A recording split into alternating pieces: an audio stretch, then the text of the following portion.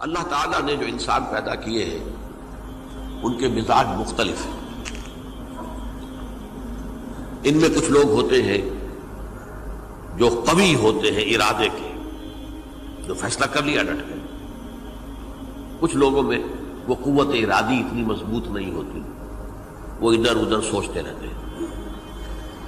کچھ لوگ جسمانی طور پر بہت توانا ہوتے ہیں، کچھ لوگ جسمانی طور پر پیدائشی طور پر کمزور ہوتے ہیں.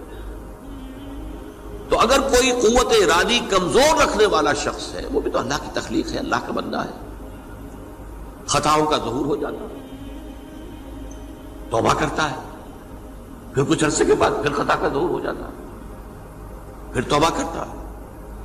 تو ہم تو یہ سمجھیں گے کہ ایک حد کے بعد پھر اس کی توبہ قبول نہیں ہونی چاہیے. لیکن حدیث سنیے. وعن ابی ہریرہ رضی اللہ تعالی عنہ قال قال رسول اللہ صلی اللہ علیہ وسلم ان عبدا اذنب ذنبا، یقیناً ایک بندہ جو ہے وہ ایک گناہ کرتا ہے.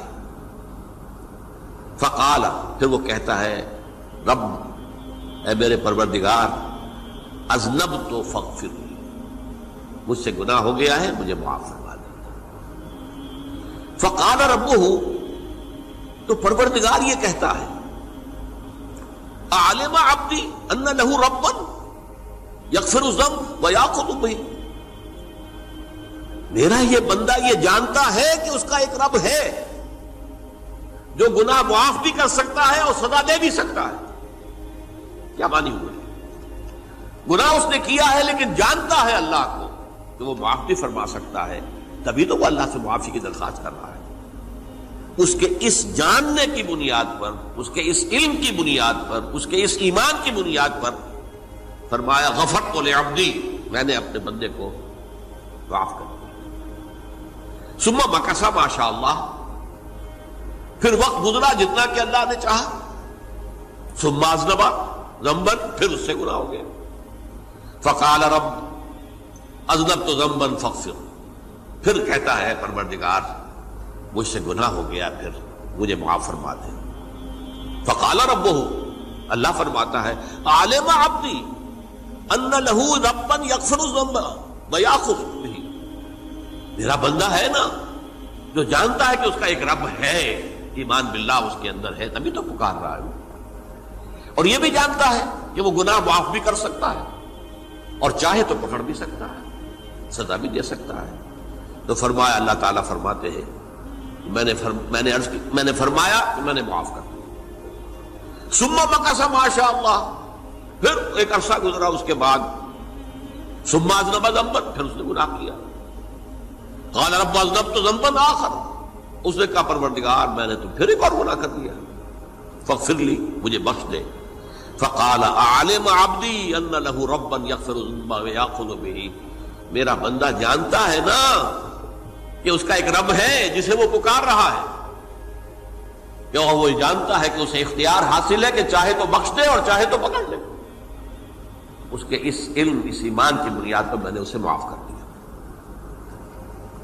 ایک اور حدیث، میں نے چونکہ اس گفتگو کے لیے ان احادیث کا تفحص کیا ہے، یہ تو بہت ہیں حدیثیں، میں نے ان میں سے کچھ چنی ہیں. ہمارے بعض واعظ ناصح وہ بھی کسی شخص کو روکتے رہے، برائیوں سے روکتے رہے، نہیں رکتا، تو کہیں غصے میں آ کے اللہ تجھے کبھی معاف نہیں کرے گا. یہ کتنا بڑا جرم ہے، اس کا اندازہ کیجئے اس حدیث سے. تو میرے بندے کو میری رحمت سے مایوس کر رہے ہیں، کتنا بڑا جرم ہے، اس کا اندازہ کیجئے.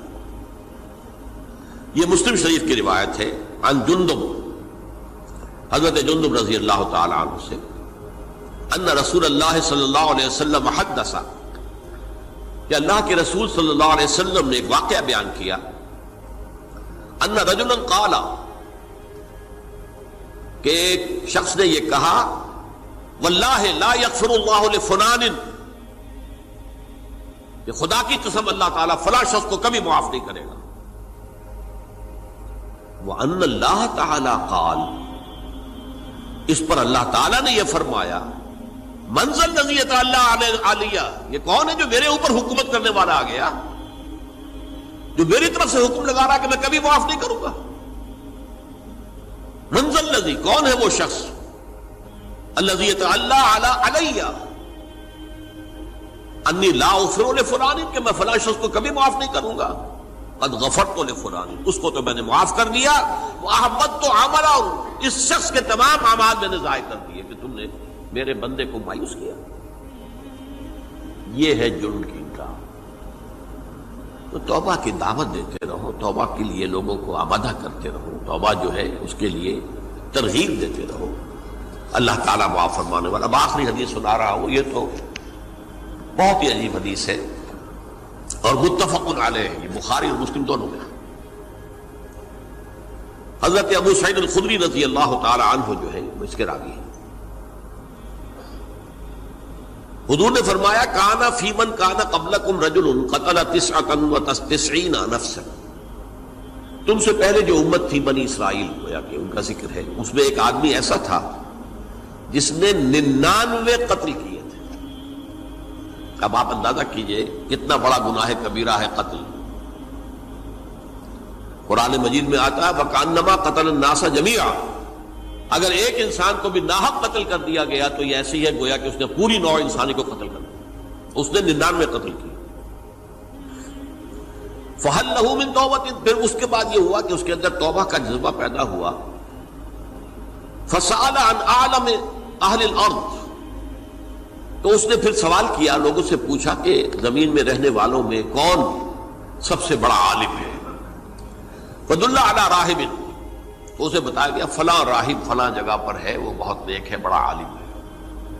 فَأَتَاهُ، وہ اس کے پاس آیا، فَقَالَ أَنَّهُ قَتَلَ 99 نَفْسًا فَهَلْ لَهُ مِن تَوْبَةٍ، انہوں نے کہا دیکھیے راہب صاحب میں نے 99 انسان قتل کیے، اب مجھے یہ بتائیے کہ میرے لیے توبہ کا کوئی امکان ہے؟ فقال لا، اس نے کہا نہیں۔ فقتلہ، اس نے اس کو بھی قتل کر دیا۔ فکمل بہ 100، اپنی سینچری مکمل کر لی، مطلب 99 کے بعد ایک کی کسر تھی، اس کو بھی قتل کیا، 100 پورے کر لیا۔ ثم سأل عن عالم اہل الارض، پھر اس نے پوچھا کوئی اور کوئی بڑے عالم انسان ہو۔ فدل علی رجل عالم، پھر اس کی رہنمائی کی گئی ایک بڑے عالم شخص کی طرف۔ فقال انه قتل 100 نفس، تو اس نے وہاں جا کر کہا کہ میں 100 انسان ہلاک کر چکا ہوں، قتل کر چکا ہوں۔ فهل له من توبہ، میرے لیے توبہ کا کوئی امکان ہے؟ فقال نعم، کہا کیوں نہیں، 100 قتل کیے تب بھی کیا ہے، توبہ کا راستہ دروازہ کھلا ہوا، ما لم یغرغر، جب تک کہ وہ گھنگرو نہیں بج رہا اس وقت تک تمہارے توبہ کا دروازہ کھلا ہوا ہے۔ فرمایا نعم، ومن یحول بینہ وبین التوبہ، تمہاری توبہ کے درمیان اور تمہارے درمیان کون حائل ہو سکتا ہے، توبہ کا دروازہ کھلا ہے۔ لیکن ساتھ ہی کہا انطلق الی ارض کذا و کذا، اب تم ایسے کرو جہاں تم رہتے ہو وہاں نہ جاؤ واپس، وہاں کا ماحول اچھا نہیں ہے، معاشرہ اچھا نہیں ہے، ہو سکتا ہے کہ تم توبہ پر قائم نہ رہ سکو، تم فلاں جگہ چلے جاؤ، وہاں اچھے لوگ آباد ہیں، ان میں جا کر رہو۔ فإن بها أناسا يعبدون اللہ تعالی، وہاں ایسے لوگ آباد ہیں جو اللہ کی بندگی کرتے ہیں۔ فاعبد اللہ معہم، تو تم ان کے ساتھ مل کر اللہ کی بندگی اور پرستش کرو۔ ولا ترجع الی ارضک، اپنی زمین کی طرف اپنے وطن میں واپس بن جاؤ۔ فإنها ارض سوء، وہ بری جگہ ہے۔ فانطلقا، تو وہ چل پڑا، ہجرت کر رہا ہے، اس جگہ جا رہا ہے جہاں کا راہب نے بتایا تھا۔ حتی اذا نصف الطریق، جب آدھا راستہ اس نے پورا کر لیا، اتاہ الموت، موت آ گئی۔ فاختصمت فیہ ملائکۃ الرحمت و ملائکۃ العذاب، اب وہ جہنم کے فرشتے بھی آ گئے اس کی جان قبض کرنے کو، اور جنت کے بھی آ گئے۔ فقالت ملائکۃ الرحمہ، رحمت والے جو فرشتے ہیں جنت والے، انہوں نے کہا جا تائبا مقبلا بقلبہ اللہ تعالی، یہ شخص توبہ کر کے اللہ تعالیٰ کی طرف ہجرت کر رہا تھا، اس لیے اس کی نیت کی بنیاد پر اب یہ جنتی ہے، لہذا اس کی روح ہم قبض کریں۔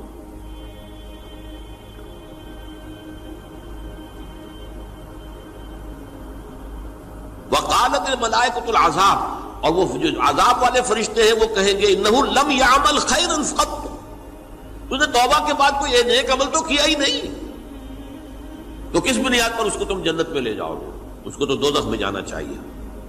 فاتاہ ملک فی صورت آدمی، تو ان کے پاس اللہ نے ایک اور فرشتے کو بھیج دیا آدمی انسانی شکل کے اندر، فجعلوہ بینہم، تو ان فرشتوں نے کہا بھائی ہمارا فیصلہ کرا دو، اس کی روح ہم لینا چاہتے ہیں یا ہم لینا چاہتے ہیں،